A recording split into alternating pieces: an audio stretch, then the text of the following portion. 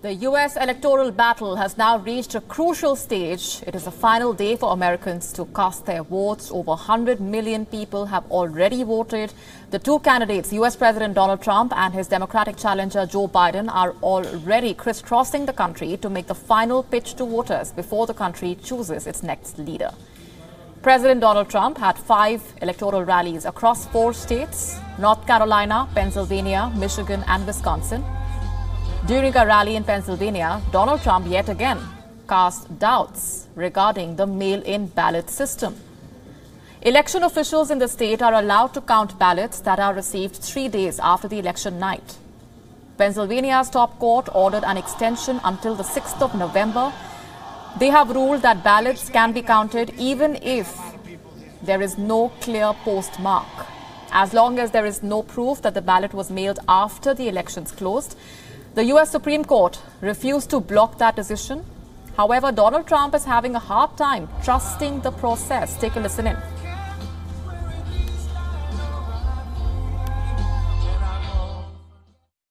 No, they said, how is he going to do in Pennsylvania? He's going to win Pennsylvania except for the cheating. We figure we have to leave 5% for the cheating that takes care. Can you believe it? For the cheating that takes place in Pennsylvania. And the guy meant it, a very great pollster, but he predicted we'd win the whole election.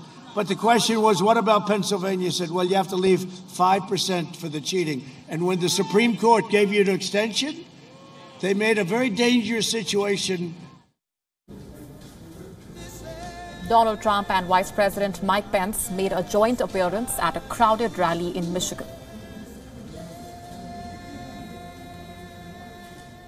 I'm fighting to survive. You have to survive.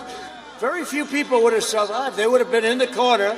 They would have said, Mommy, Mommy, put their finger in the mouth, put their thumb in the mouth and say, Mommy, Mommy, take me home. I'm out of here. Get me the hell out of here, Mom.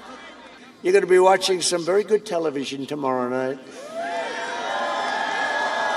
Very good television.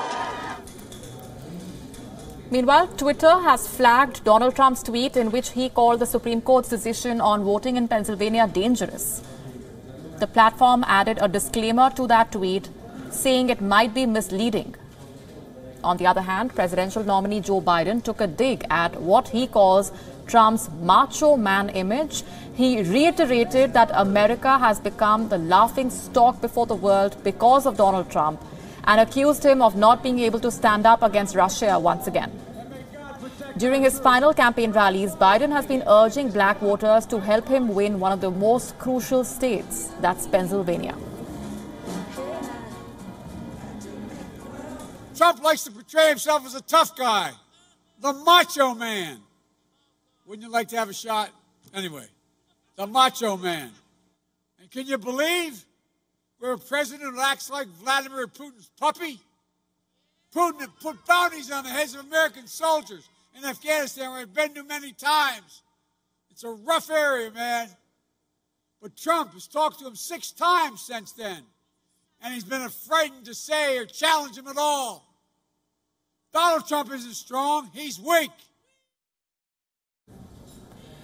The first votes have been cast in the U.S. presidential election. 2 tiny New Hampshire communities voted just after midnight.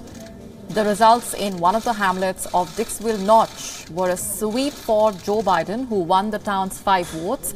In another hamlet of Millsfield, President Donald Trump won 16 votes to Biden's 5. The polls have now also opened in several states: Ohio, Virginia, New York, and battleground Michigan.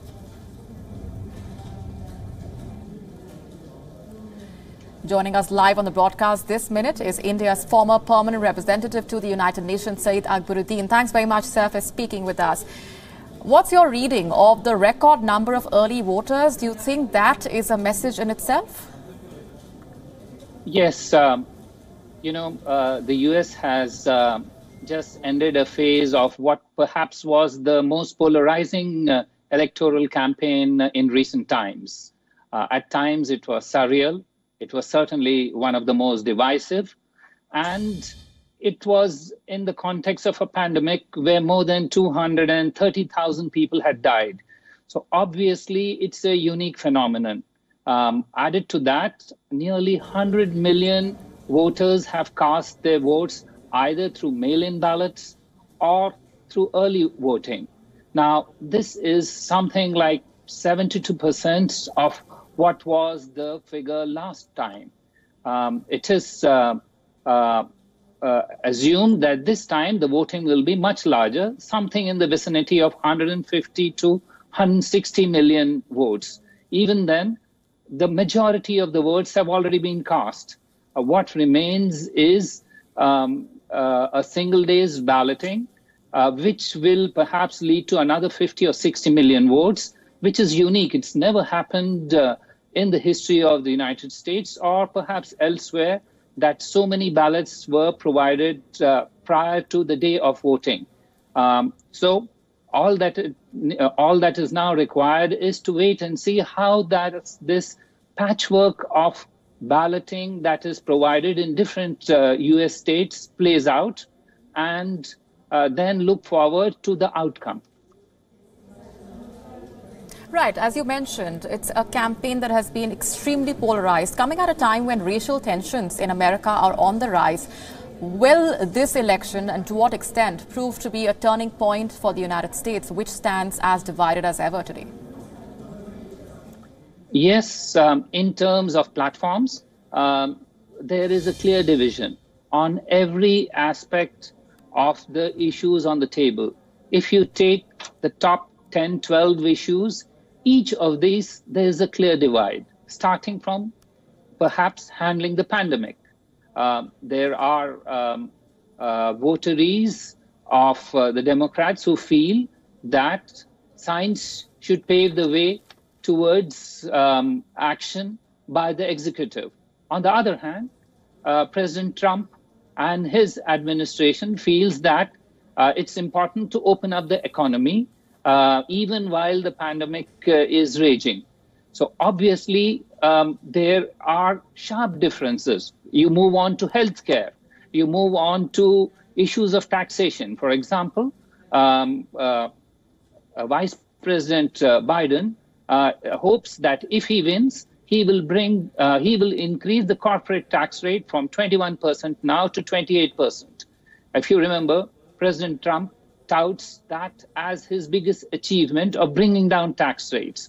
You move to other issues as social inequity, racial discrimination, or to foreign policy issues such as engagement with Iran or ties with allies across the Atlantic, or multilateralism. Each of these, there is a clear distinction. So the United States stands now at a precipice of a choice between two clear and distinct approaches towards its economy, towards its health, towards the world itself.